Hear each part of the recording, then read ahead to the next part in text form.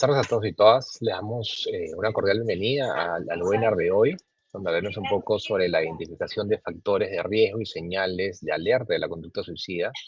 Esta es la segunda sesión del ciclo Universidades que Cuidan, Prevención y Atención de la Conducta Suicida, un espacio que hemos creado un poco a manera de formación y reflexión orientada para fortalecer las capacidades de la comunidad universitaria, para promover también el cuidado de la salud mental y la prevención desde un enfoque humano y preventivo y comunitario. A través de este ciclo buscamos generar conciencia sobre la importancia de la detección temprana, la escucha activa y el acompañamiento oportuno frente a situaciones de riesgo emocional que puedan afectar a las y los estudiantes dentro del entorno universitario.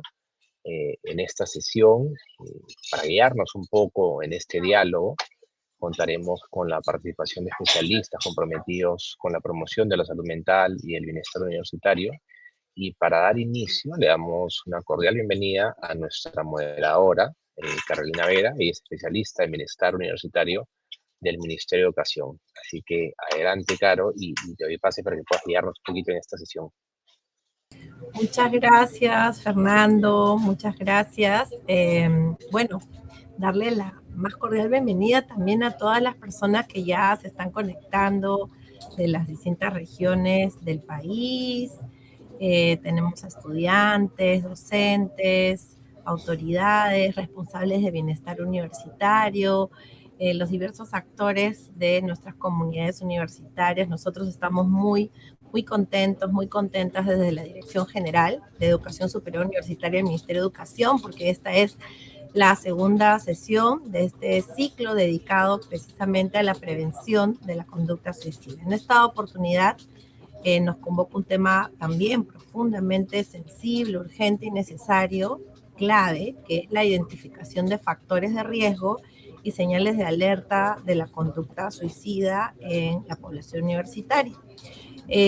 Importante también porque en la primera sesión que tuvimos el mes pasado, conversamos un poco acerca de cuál era el rol del docente, ¿no? Y uno de los aprendizajes que nos quedó también era la necesidad de poder tener algunas herramientas, ¿no? Cierta información pertinente y algunas herramientas clave para saber precisamente identificar a tiempo, ¿no? Entonces, bueno, como hemos señalado desde el inicio de este ciclo, hablar de salud mental en la educación superior no es un tema complementario ni accesorio, ¿no? El bienestar emocional constituye una condición fundamental para el aprendizaje, para la permanencia estudiantil y el desarrollo integral de las personas. Sabemos que no hay manera, no hay forma que pueda existir una universidad que se autodefina de calidad si esta no contempla también estos espacios de formación, espacios y políticas institucionales que transversalicen el cuidado en la universidad. Y eso implica saber escuchar, saber acompañar también, ¿no? Entonces, este espacio, en la sesión de hoy, busca precisamente eso, fortalecer las capacidades colectivas para reconocer el sufrimiento psíquico de manera ética y humana, promoviendo, como decía Fernando, comunidades más empáticas que puedan estar informadas y comprometidas con el cuidado. Y bueno, hablar de conducta suicida implica necesariamente alejarnos de miradas simplistas, moralizantes o estigmatizantes. Es muy importante poder problematizar precisamente el estigma que hay de hablar sobre estas temáticas y, por el contrario, mostrarlas de una manera que puedan ser claras y útiles. Durante mucho tiempo el suicidio ha sido reducido más bien a un problema individual, ¿no? Exclusivamente vinculado al sentir del individuo, ¿no? Y también desde una mirada desde la psicología exclusivamente clínica, ¿no? Sin embargo, hoy sabemos que se trata de un fenómeno complejo, multicausal y profundamente atravesado por determinantes o factores sociales, culturales, económicos, relacionales y comunitarios. Por ello, uno de los mayores desafíos sigue siendo aprender a hablar del tema de manera responsable, ¿no? El silencio, más bien el tabú, el miedo, no protegen, por el contrario, muchas veces profundizan el aislamiento y dificultan la búsqueda de ayuda. abordar ese tema de forma preventiva implica entonces desarrollar, como decíamos, estas capacidades, pero particularmente de escucha, de sensibilización y de detección temprana, ¿no? Comprender también que detrás de este sufrimiento emocional están, por ejemplo, experiencias de soledad, desesperanza, situaciones de violencia diversas, discriminación, puede estar también estas exigencias extremas, ¿no? Estas cargas que pesan, ¿no? Y que hacen más aguda cualquier exigencia, ¿no? En la etapa de la vida, sobre todo y particularmente en el caso de las y los jóvenes, si pensamos en los estudiantes. Entonces, lo que se confronta con toda esta situación es también la pérdida de vínculos y ausencia de redes de soporte, ¿no? Entonces, si es que tenemos unas cargas muy pesadas y no tenemos espacios, personas, redes con las cuales nosotros podamos hablar, decir lo que sentimos y buscar ayuda, entonces el asunto se hace mucho más delicado. La prevención del suicidio entonces no es únicamente una tarea de especialistas, ¿no? Ni de psicólogos, ni de psiquiatras, psicólogas, sino, o de solo el docente, sino en realidad es una tarea de todas las personas, ¿no? Que somos como la comunidad atenta, ¿no? A la comunidad atenta de nuestros pares, de los miembros de esta comunidad, ¿no? Entonces, la etapa universitaria representa para muchas personas, para muchos jóvenes en particular, un periodo de importantes transformaciones personales, familiares, sociales, la esperanza del desarrollo de su proyecto de vida, su pensar qué va a ser de ellos y ellas más adelante, ¿no? Cuál va a ser su rol, ¿no? Sus expectativas muchas veces de poder brindar un bienestar mayor que el que produjo el esfuerzo de sus padres, ¿no? De sus padres, de sus madres, de sus familias de origen. En muchos casos encontramos que son estudiantes que por primera vez son los miembros que por primera vez están ingresando a una universidad, ¿no? En el marco de su sistema familiar. Entonces, las presiones que se pueden sentir no solamente a nivel económico, sino también a nivel emocional, precisamente por este rol, por esta tarea tan particular, pueden ser factores, y de hecho los estudios nos lo muestran, ¿no? Que pueden como fortalecer esta sensación de peso y de carga, ¿no? Entonces, estas altas exigencias, cuando esto se junte con las altas exigencias académicas, ¿no? Se suma a todos estos factores, ¿no? Que hemos visto también, se le agrega la incertidumbre laboral, procesos migratorios, ¿no? Que muchas veces dejan a las y los estudiantes también en una situación de soledad porque se alejan de sus hogares de origen. Entonces, vemos una sumatoria, ¿no? de factores que se van intersectando, y entonces es muy importante poder atender precisamente de cara a estos procesos, ¿no? Y comprenderlos. Entonces, también, ¿no? Vemos que precisamente la presencia de todos estos factores y estas vivencias, ¿no? Están haciendo que se genere un incremento, ¿no? Un incremento significativo de síntomas de ansiedad, depresión, de agotamiento emocional, de sentimientos de desesperanza en la población joven, ¿no?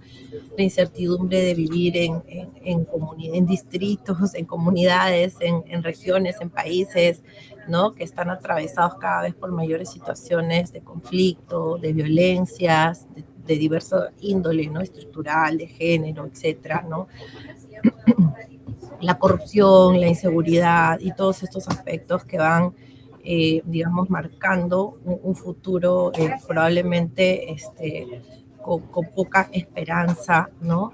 Entonces, pues se puede entender en este contexto precisamente cuando no hay esta comunidad que sostiene, que busca construir a través de la acción otras posibilidades o sus propios proyectos de vida, ¿no? Se puede entender este malestar que vemos que está creciendo, no solamente en las juventudes de nuestro país, con sus diversidades, ¿no?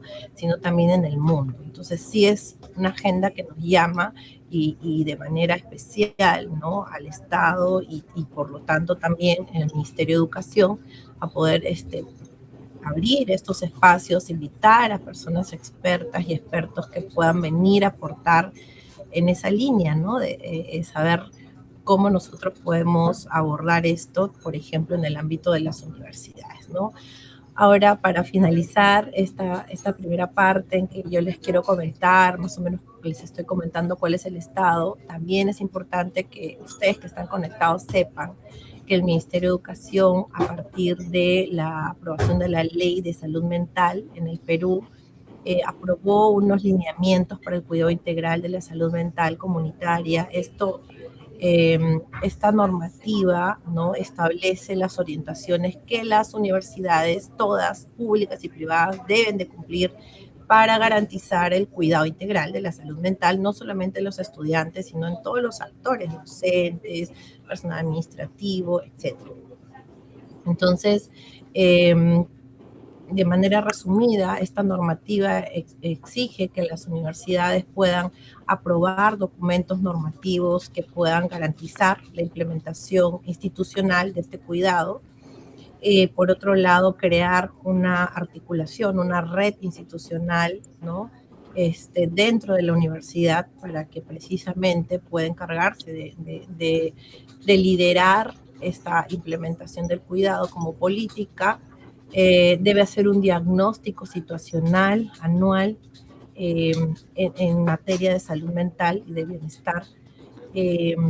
Y finalmente elaborar un plan de trabajo e implementarlo, ¿no? Entonces es un diagnóstico participativo, es un plan de trabajo participativo que debe tener esa misma forma de evaluación. Entonces, en ese marco es que nosotros también desde la DIGESU queremos brindar al llegar a ustedes de manera más cercana con algunas herramientas. Y para eso, el día de hoy, tenemos el gusto de contar con dos profesionales que son promotores de esta institución que se llama Descubriéndonos, que trabaja en psicoterapia, salud mental e intervención. Es una organización que inició acá en Perú, ¿no? Comprometida con la promoción de la salud mental desde enfoques psicoeducativos, comunitarios y de cuidado emocional. Nos acompañan hoy en primer lugar a Rafaela de la Puente. Quiero presentarla. Hola Rafaela, muy buenas tardes. Qué bueno que estés acá. Bueno, ella es psicóloga por la Pontificia Universidad Católica del Perú y actualmente estudiante de la maestría de Psicología Social Comunitaria en la Universidad de Valparaíso. Cuenta con formación en suicidología por Sentido, Centro Peruano de Suicidología y Prevención del Suicidio, así como experiencia en investigación, intervención comunitaria y trabajo con adolescencias y juventudes. Actualmente es coordinadora comunitaria de Descubriéndonos. También quiero presentar a Sebastián Murphy. Él es psicólogo educativo por la Universidad Peruano Cayetano Heredia, psicoterapeuta gestáltico y especialista también en suicidología y abordajes informados en trauma. Cuenta con una amplia experiencia en procesos de formación, acompañamiento emocional y promoción de la salud mental comunitaria. Él es director de Descubriéndonos, la institución que ya presenté. Entonces, bueno, les agradecemos un montón haber aceptado esta invitación, de estar acá, y para precisamente empezar este espacio y escucharles, voy a dar el pase a Rafaela. Adelante, Rafaela, muy buenas tardes, te escuchamos. Muchas gracias Carolina y Fernando por la introducción a este espacio. Muchas gracias también por la introducción de nuestro recorrido académico, profesional. En esta oportunidad nosotros hemos venido como un poco a aterrizar algunos conceptos y definiciones y también algunos tipos de recomendaciones que damos para un abordaje preventivo y comunitario del suicidio en universidades. Em, no, me gustaría empezar justamente pidiendo que compartan el PPT porque ahí tenemos algunos alcances. Muchas gracias. La siguiente, por favor. Justamente lo que queremos trabajar hoy día es algunas definiciones para entender la conducta suicida, porque al ser un fenómeno multidimensional, como vamos a ir viéndolo, hay distintas aristas desde donde nos podemos acercar al fenómeno.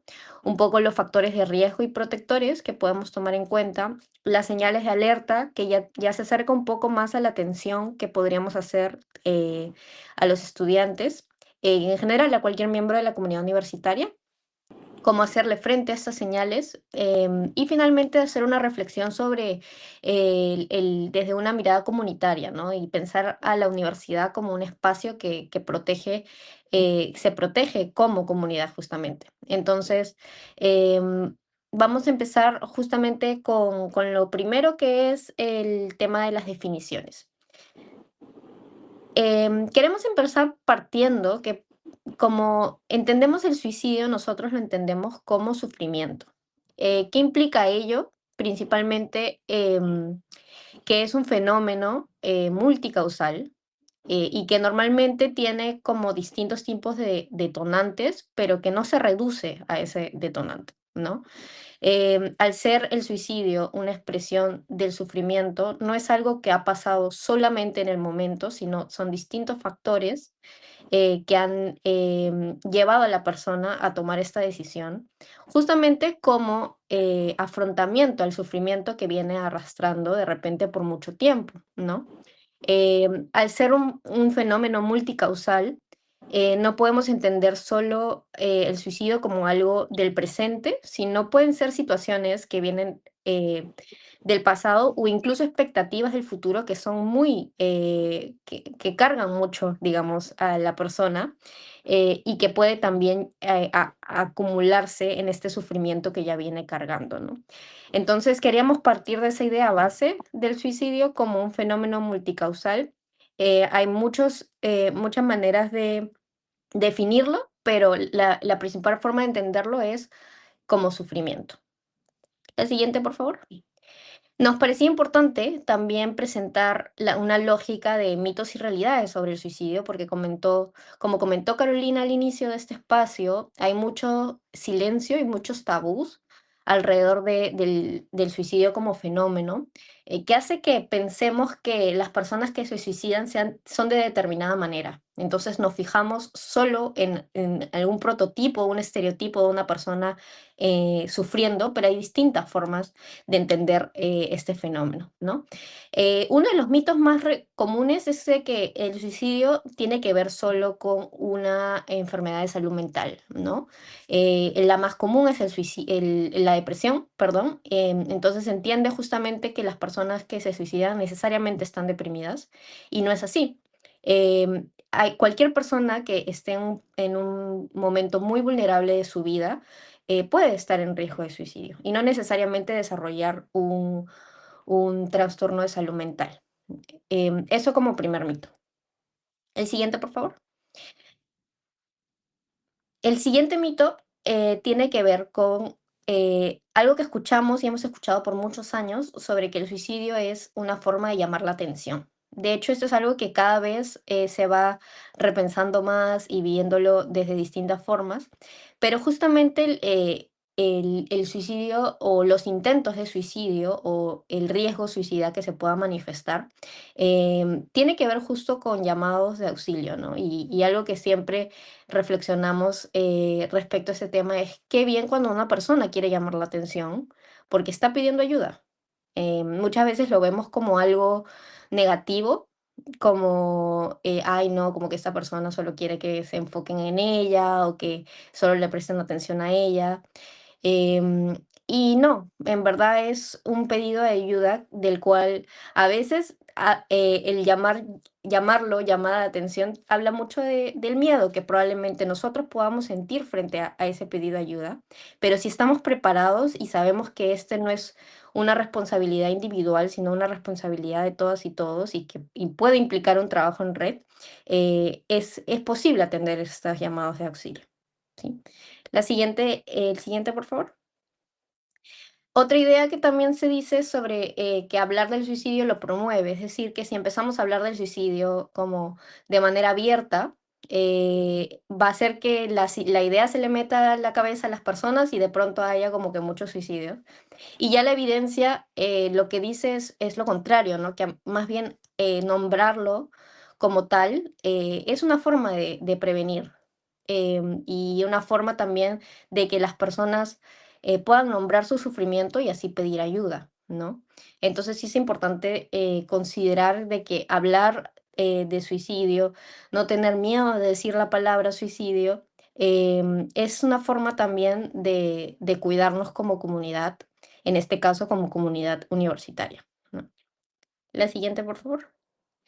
Entonces, un poco como para resumir estos conceptos, es importante considerar em, otro de los mitos que también están, que se dicen mucho, ¿no? Que solo las personas que tienen ideas suicidas o han tenido intentos de suicidio, solo tienen en su cabeza la idea de morir. Em, y lo que hemos ido viendo es de que, y lo que la evidencia también nos trae sobre el tema, es de que no todo es quererse morir, sino también puede haber una motivación para seguir viviendo.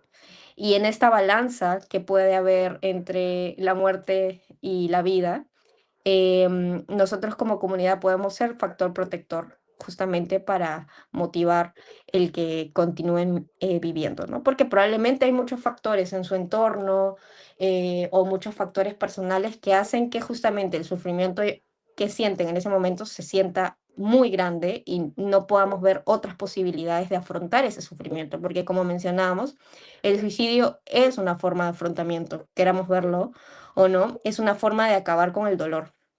Entonces, a nosotros, un poco como comunidad, siendo esta, digamos, puerta para ver otras posibilidades, podemos contribuir de manera inmensa, ¿no? Y finalmente, la siguiente, por favor. Otro mito que también hemos escuchado es el de que la persona que se suicida es valiente o cobarde, ¿no? Y eso tiene que ver con ponerle como un adjetivo, digamos, a la conducta suicida, pero el suicidio no se trata de valentía o de cobardía, sino más bien es justamente sufrimiento al ver que nuestros propios recursos ya no son suficientes para afrontar ello, ¿no? Y implican muchísimas cosas que no tienen que ver solo con nuestra responsabilidad, sino también, y como vamos a ver más adelante, con distintos factores del entorno que pueden haberle afectado, ¿no? Y eso como para iniciar. Entonces, para seguir aterrizando los conceptos que tenemos sobre el suicidio, les vamos a presentar algunos conceptos claves que nos van a permitir entender el suicidio de manera más integral, ¿no? La siguiente, por favor. La primera es la conducta suicida, que tiene que ver con todos los pensamientos, planes o acciones relacionados con quitarse la vida. La siguiente, por favor. La otra idea es la ideación suicida, que se puede manifestar de manera concreta o de manera ambigua. Esto quiere decir que las personas pueden tener pensamientos o fantasías ligadas justamente con el suicidio y lo pueden decir de manera directa como he pensado en el suicidio o he pensado en quitarme la vida, o de repente de manera ambigua, ¿no? Como de repente en un momento hemos escuchado como quisiera no levantarme o quisiera como distintas formas de manifestarlo de manera menos directa, ¿no? La siguiente, por favor. El intento suicida ya es como la acción autoinfligida con la intención de morir, pero que no resulta en muerte. Entonces lo consideramos como intento. La siguiente, por favor. El riesgo suicida es, y aquí esto es lo que nos vamos a detener, en la siguiente parte, es todas las personas que por sus distintas características personales, por el contexto en el que se encuentran, pueden estar desarrollando ideación suicida. Entonces vamos a ver que hay distintas personas que hay que, digamos, prestar más atención por el contexto de vulnerabilidad en el que están. Y dentro del riesgo suicida, entender de que, la siguiente, por favor, ello se puede manifestar en una crisis suicida, ¿no? Que normalmente, como lo veíamos en la parte anterior, se puede relacionar justamente con trastornos de salud mental, como ansiedad, depresión, pero ya sabemos que no necesariamente, ¿no? Puede ser también una manifestación del sufrimiento muy fuerte. Entonces yo a partir de esto le voy a dar pase a Sebastián, que nos va a comentar ya de manera más aterrizada cuáles son los factores de riesgo a tomar en cuenta, sobre todo para la identificación de las personas en riesgo suicida. Buenas tardes. Muchas gracias, Rafaela. Muchas gracias, Carolina. Es importante recalcar lo que ustedes mencionaron. Mis colegas estuvieron hablando sobre el suicidio, no únicamente como un evento puntual, sino como un proceso que implica muchas dimensiones en la vida de las personas que están pasando por esa situación. Entonces, como tal, es importante que hablemos de un concepto muy presente a lo largo del tema, que es los factores de riesgo, ¿sí? Si podemos presentar la diapositiva.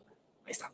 Cuando hablamos de factores de riesgo, estamos hablando de todos los elementos que pueden llevar a la persona a esta situación de riesgo suicida, ¿sí? Son todas las situaciones, sean biológicas, ambientales, culturales, sociales o psicológicas, que de alguna manera u otra terminan empujando a una situación como de enfrentar la espada y la pared, en la cual pueden llegar a no encontrar otra salida más allá del suicidio, ¿sí? Como lo recalcó Rafaela, si vemos el suicidio como una forma de escapar y acabar este sufrimiento, estos factores biológicos, ambientales, culturales, sociales y psicológicos son la manera en que el sufrimiento se va acrecentando y manifestando.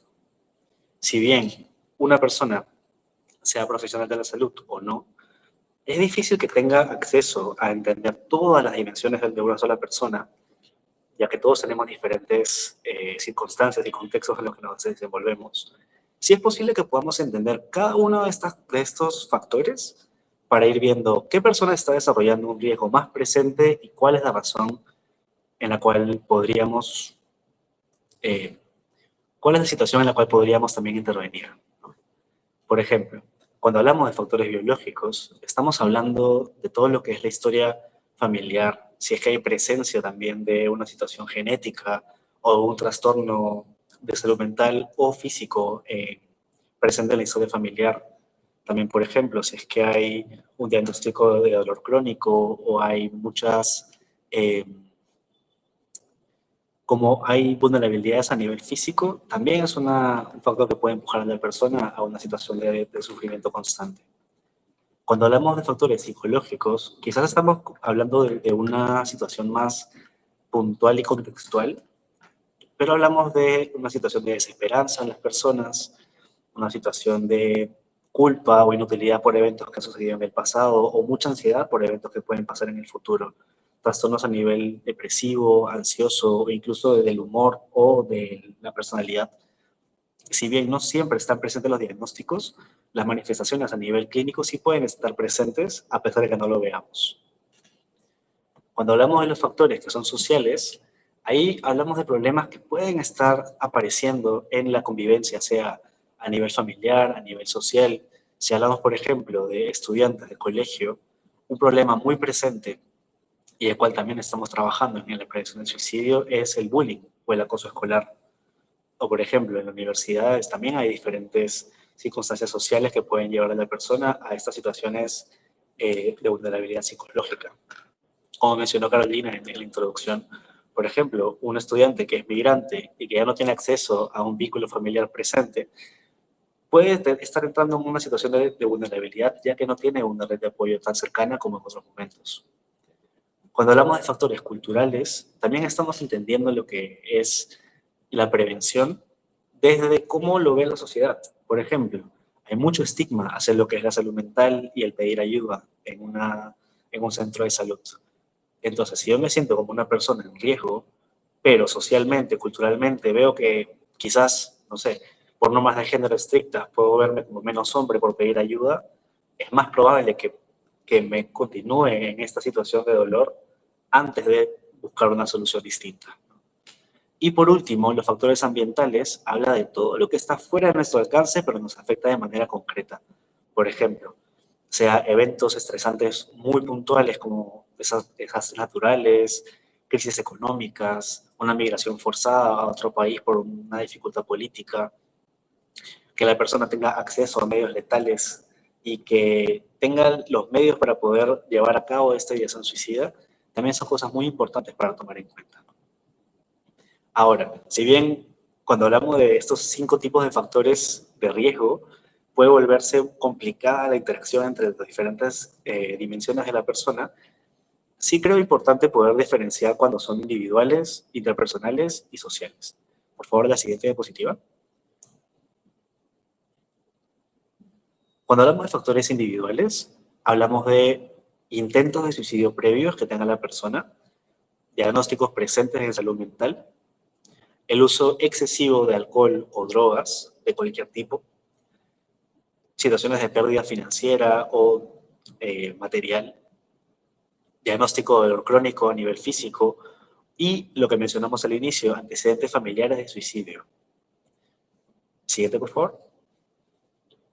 Cuando hablamos de los factores interpersonales o comunitarios, hablamos de la aculturación y la discriminación, principalmente también en personas migrantes o que están pasando situaciones de vida que los aleja de su círculo de apoyo, la sensación de soledad o abandono, el abuso o violencia familiar o vincular en sus redes de apoyo, en sus familias, en sus grupos amicales, y situaciones mucho más amplias y potentes como las guerras, la inseguridad ciudadana, los desastres naturales, entre otros.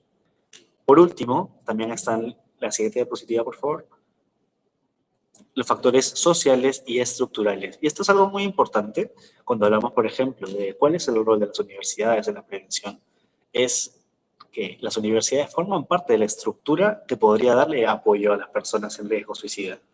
Entonces, cuando una persona no tiene acceso, por ejemplo, a servicios de salud mental, sabemos que están los centros de salud mental comunitarios y los diferentes niveles de establecimiento de salud.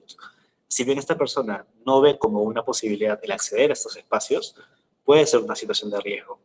También, por ejemplo, el sensacionalismo o el amarillismo frente al tema, cuando hemos visto, por ejemplo, en las redes o en los medios de comunicación, hablar sobre el suicidio como si fuera una broma o como si fuera un tema de cobardía o valentía, también puede ser una barrera para que la persona pida ayuda.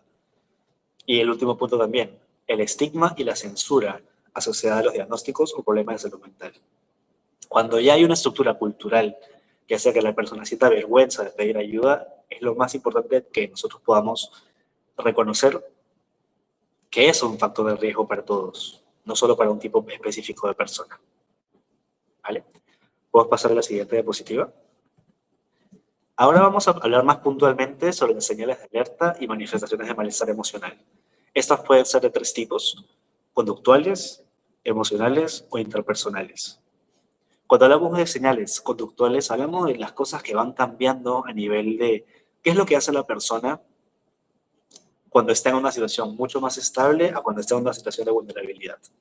Por ejemplo, si vamos en el contexto de estudiantes, pues estudiantes que antes podían llegar en una hora normal, que podían estudiar y sacar cierto tipo de notas, que podían vincularse con sus compañeros antes y después de las clases, dejan de hacerlo.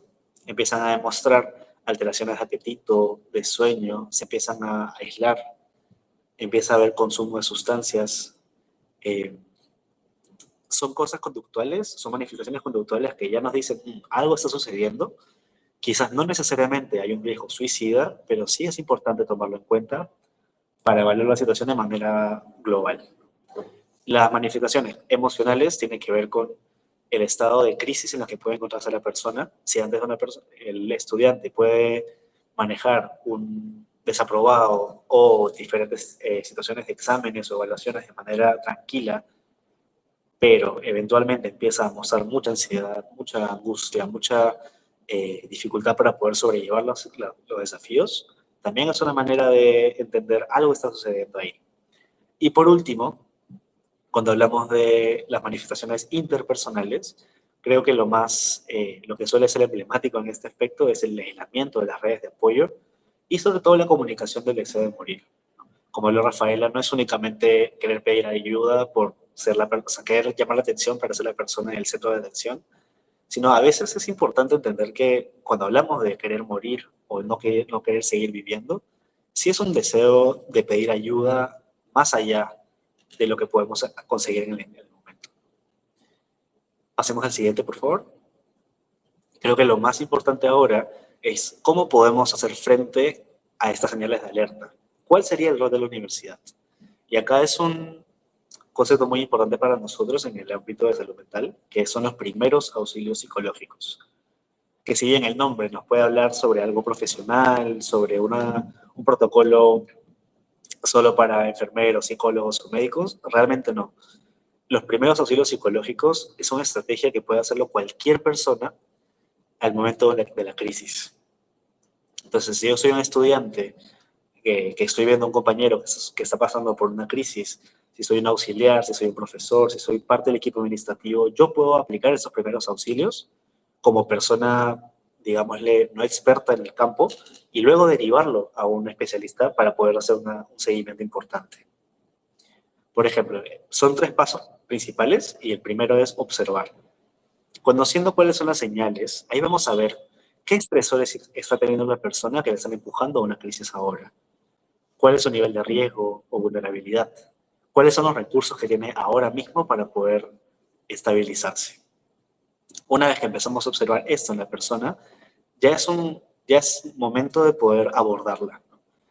Si veo a una persona que está en crisis suicida o que está comentando que tiene por ahí unos pensamientos difíciles sobre acabar con su vida, el escuchar de manera empática y el validar y reconocer que es una persona que está pasando por mucho dolor y está buscando salir de él, es muy importante para dar este acompañamiento que no lo encontramos en todos lados. Y por último, también en indagar las necesidades. ¿Qué podemos hacer para que en este momento podamos darle un poquito más de calma? Quizás si la persona está en crisis en una clase, podemos sacarlo para que pueda respirar un poco más, podemos alejarlo de la situación estresante. ¿Qué podríamos hacer para que la crisis no se exacerbe? Por último, y creo que es el punto quizás más importante del proceso, ¿cómo podemos conectar a esta persona con los servicios de apoyo, las redes de soporte y hacerle seguimiento a lo que está sucediendo? Porque si un estudiante tiene una crisis en una universidad, por supuesto, quizás no podamos atenderlo de manera completa en la universidad, pero ¿cómo lo llevamos a un centro de salud comunitaria? ¿Cómo lo contratamos con su familia? ¿Cómo lo contratamos con especialistas que le pueden acompañar en el proceso?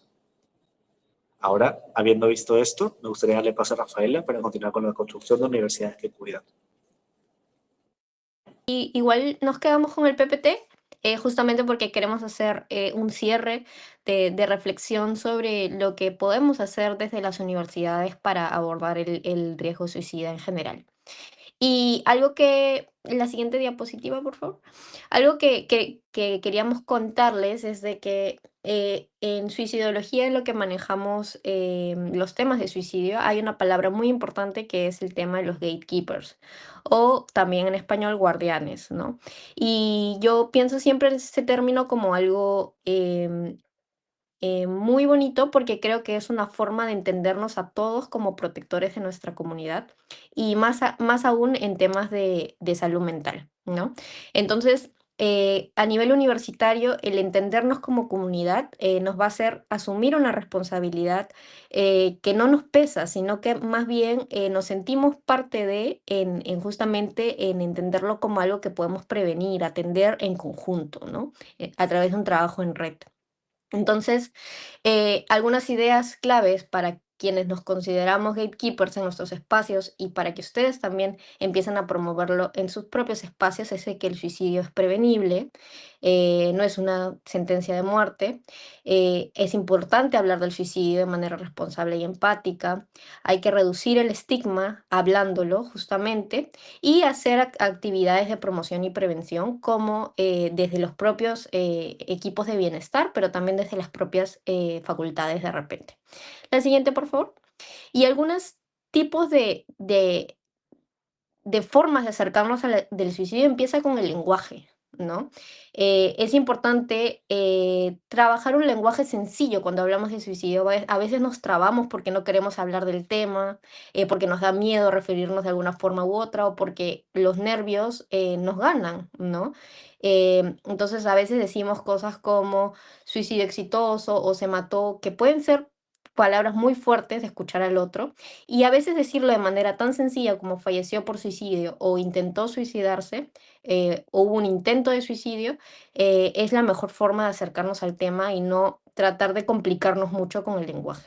Eso como idea general al ser gatekeepers, ¿no? El utilizar un lenguaje sencillo y empático con el otro. La siguiente, por favor. Em, los guardianes somos todas las personas que estamos en esta posición de poder atender en alguien en riesgo suicida. Puede ser un personal de salud, puede ser en las universidades las propias personas de seguridad, trabajadores sociales, líderes, representantes estudiantiles. El trabajo comunitario es muy importante cuando hablamos de prevención del suicidio. La siguiente, por favor. Y algunas acciones, y para que vean que en verdad nos podemos involucrar desde distintas formas como gatekeepers y desde los distintos lugares en los que estamos ubicados, ¿no? Autoridades están desde un lugar, docentes desde otros, estudiantes desde otros. Entonces, el conjunto, la unión de estos esfuerzos van a ser justamente la mejor prevención posible en el entorno universitario. Un tema de monitoreo y vigilancia, no solo de los casos o intentos de suicidio, sino también de los riesgos de salud mental que puedan haber. Es importante tener información para identificar quiénes están en vulnerabilidad, por ejemplo. Todo el tema de restricción a medios es una de las formas más efectivas, según evidencia, para prevenir el suicidio. Em, Revisar los temas de los espacios que son muy altos, las medidas de seguridad que se tienen desde ahí, el acceso que se tengan a distintos tipos de sustancias o objetos que puedan justamente ser un medio en las universidades para el suicidio también es importante. O sea, revisar realmente cosas que en nuestra universidad puedan representar un riesgo para que una persona se suicide.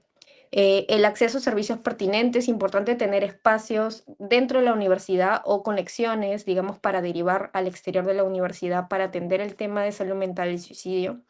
El tema de educación frente al estigma, que pueden ser a través de campañas súper grandes, pero también desde acciones tan cotidianas como dar algún mensaje en clase o repartir algún tipo de material informativo dentro, también es súper importante. Prepararnos en primeros auxilios psicológicos, hoy día les hemos dado como que un pincelazo pequeño de lo que son los primeros auxilios, pero se puede capacitar a distintos gatekeepers en la comunidad universitaria a profundidad con esta herramienta. Es una herramienta además validada por la OMS, que lo utiliza el MINSA, lo utiliza el MINEDU. Entonces es importante el que nos capacitemos a profundidad en ello y hay especialistas que pueden también hacer ello. Y finalmente todo el tema de la posvención.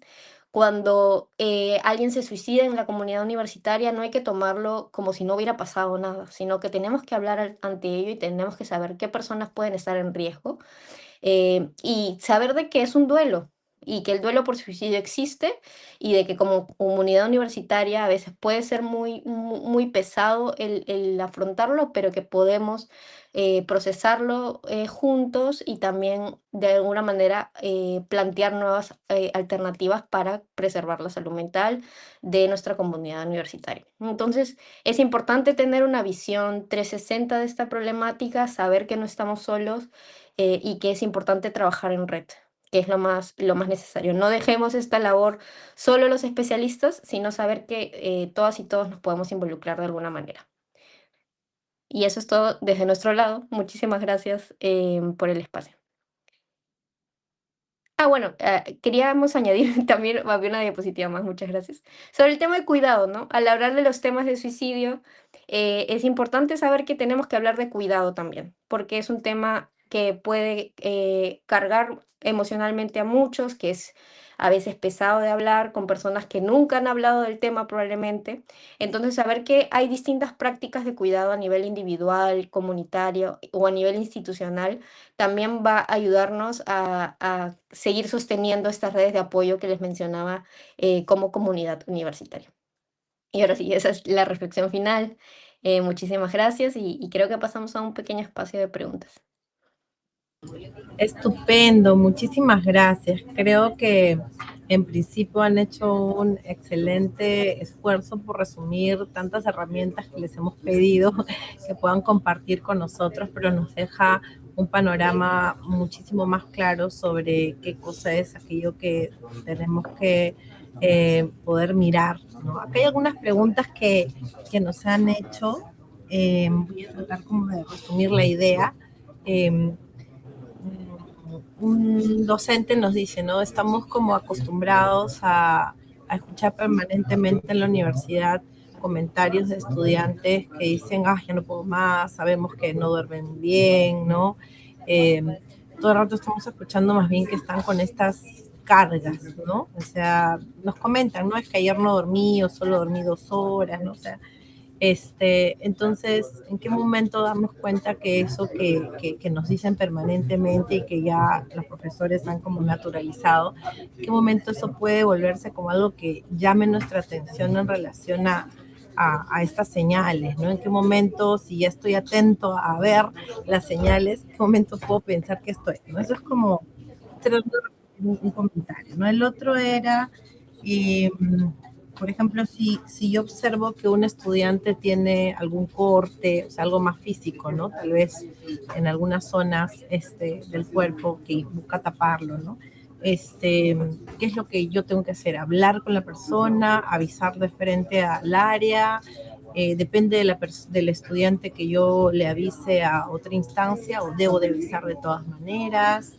Y luego otra pregunta que está relacionada, que es qué papel tienen las familias, ¿no? De los estudiantes de la universidad, por ejemplo, frente a tal vez algún abordaje vinculado a esta temática, ¿no? Alguna señal, algo que parezca, ¿no? Porque, bueno, por las preguntas, yo siento que también hay un poco temor de pensar que de repente fuera cuando no es, entonces como, ¿no? También todo este tema del involucramiento. Entonces, algunas respuestas, algunos comentarios que nos puedan dar. Sí, muchas gracias por la pregunta. Creo que, y tocando el tema de familia, justamente en lo último que mencionaron, es importante, ¿no? Como involucrar las voces de todas las personas posibles cuando se trata de ofrecer el apoyo, porque muchas veces aislamos a la persona a un tipo de apoyo de repente y no lo conectamos con su propia red de apoyo, ¿no? Eso lleva a veces mucho a la estigmatización también, ¿no? Como que necesitas ir a un psiquiatra obligatoriamente, ¿no? O necesitas hablar con alguien muy especialista en algún tipo de trastorno, un tipo, y a veces en verdad el crear una red de apoyo que no implique más de un actor y entre ellos la familia es muy importante. Entonces, de alguna forma, descentralizar las redes de apoyo va a ser súper importante, ¿no? Y sobre el otro de las señales de alerta, Sebastián les va a comentar un poquito sobre ello. Creo que el factor clave o principal es el entender que la cultura de hablar sobre el suicidio es lo más importante para poder prevenirlo. Entonces, si yo como profesor o como personal de la universidad estoy viendo que hay alumnos que comentan que no están durmiendo, que están teniendo dificultades a nivel emocional, ahí es preguntarnos qué es lo que está sucediendo para que los alumnos lleguen a este punto de afectar su salud emocional y física para la universidad. Entonces, sí es importante ponerlo sobre la mesa con ellos. ¿Qué está sucediendo que no están pudiendo dormir? ¿Qué está sucediendo que tienen estas manifestaciones a nivel como físico, emocional, quizás a nivel social? Si veo que un estudiante, por ejemplo, tiene cortes en los brazos o tiene otras como señales de alerta muy puntuales, sí es importante poder conversarlo directamente, siempre que haya tacto. Porque, claro, quizás la situación puede generar mucha vergüenza, mucha ansiedad o angustia, sobre todo a nivel social. Pero sí, lentamente en las clases empiezo a decir, claro, sí, si estamos mal, podemos pedir ayuda. Hay equipo de tutores, se pueden acercar a mí como profesor para conversar. hay espacios para poder cuidar su salud mental. Algunas universidades hacen espacios o talleres para poder bajarle el estrés. Cada universidad o cada espacio va a poder hacer sus propias estrategias. Más creo que la clave es decir, mantenernos callados sobre el tema no es la opción ideal para poder prevenir. ¿Sí? Yo como profesor quiero promover que hablemos de esto. Si no quieres hablarlo con el psicólogo o el equipo o la enfermería, por ejemplo, en la universidad, porque te da miedo al estigma, ok, no te voy a forzar a hacerlo. Sí te propongo que tú y yo conversemos para encontrar una salida que sí te sea más cómoda. Que claro, a nivel personal puede dar mucho miedo porque estamos hablando de riesgo, de dolor, de vulnerabilidad, pero creo que como equipo de salud también les prometemos que es una parte muy importante para iniciar el cambio en la vida de la persona. Y también entender cuándo es momento de poder derivar. Si bien hay que ver, hay que hacer un balance, sí es también importante poner sobre la mesa, quizás esto es más grande que nosotros. Yo te puedo dar esta contención ahorita a ti, yo te puedo ayudar en este instante, pero quizás más adelante sí será importante, como mencionó Rafaela, hablar con la familia, hablar con un centro de salud mental para poder llegar a una solución. Muchísimas gracias, Patricia, muchas gracias. Creo que nos han dado también ciertas orientaciones que nos ayudan a pensar que, no sé si podríamos decirlo así, es mejor pecar de exceso que de efecto, ¿no? O sea, es mejor acercarnos, buscar, conversar, preguntar, ¿no? Quizá en nuestro rol docente, ¿no? Que no necesariamente tengo una formación en psicología o no necesariamente tal vez se lleva una capacitación de primeros auxilios psicológicos, pero la pregunta, tal como la has manifestado, ¿no? Es, ¿te puedo ayudar? ¿No? ¿Quieres conversar? ¿Cómo te sientes? ¿No? Y eso es como algo pequeño, pero es una puerta que, como mencionaban ustedes, podría ser esta esperanza, ¿no? De ser escuchado, de buscar, de encontrar cierto apoyo, ¿no? Que aparentemente podrían no estar sintiéndolo de ese modo, ¿no? Entonces, esa puertita, ¿no? Que nos hace, como mencionaban también, ser estos agentes, estos guardianes, esta comunidad realmente que cuida, ¿no? Y para eso volvemos al punto inicial, y es que necesitamos instituciones que cuiden, ¿no? Necesitamos que los docentes también, ¿no? Tengan esa mirada desde la institución, no solamente para con los estudiantes, sino para con ellos mismos, ¿no? Necesitamos que la universidad, por ejemplo, vea sus cargas académicas, que la universidad también se vea desde sus diversos ámbitos o áreas, ¿no? De gestión institucional, para ver de qué manera se está promoviendo realmente el bienestar, ¿no? Y las redes. Bueno, muchísimas gracias, ha sido un gusto enorme tenerles de invitado acá. Estoy segura que vamos a volver a contar con ustedes. Además, tuvimos el gusto de conocernos en la Mesa Nacional de Prevención del Suicidio que lideramos el Ministerio de Educación y el Ministerio de Salud. Así es que estoy segura que nos vamos a encontrar también por ahí. Les invitamos a quienes nos están escuchando y viendo de todas las universidades. Está abierta esta mesa, la participación de universidades públicas y privadas. Nos reunimos una vez al mes. De hecho, mañana va a ser nuestra segunda reunión este año. Así es que si tienen alguna consulta o quieren contactarnos, pueden escribir al Ministerio de Educación y podemos darles la información que corresponda. Muchas gracias, muchas gracias. No sé si quieren despedirse unos minutitos para las palabras finales antes de cerrar este espacio. Sí, muchísimas gracias por el espacio, Carolina, Fernando.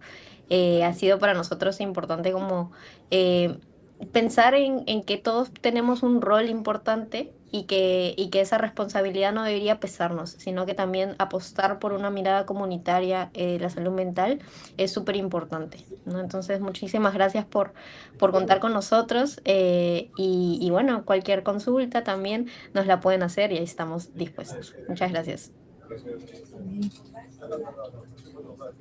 ¿Tú te quieres también despedir? Adelante, te escuchamos. Sí, de verdad ha sido un honor poder compartir con ustedes.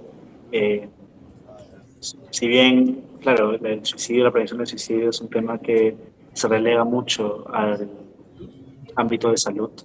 Ya hemos dejado muy, muy presente que no, que es un tema comunitario y que todos podemos aportar. Sí, gracias por dejarnos aportar de esta forma. Y sí, para lo que necesiten, acá estamos. Muy bien, muchísimas gracias a todos y todas y nos vemos hasta la tercera edición de este ciclo de webinar dedicado a la prevención del suicidio en el ámbito universitario. Que estén muy bien.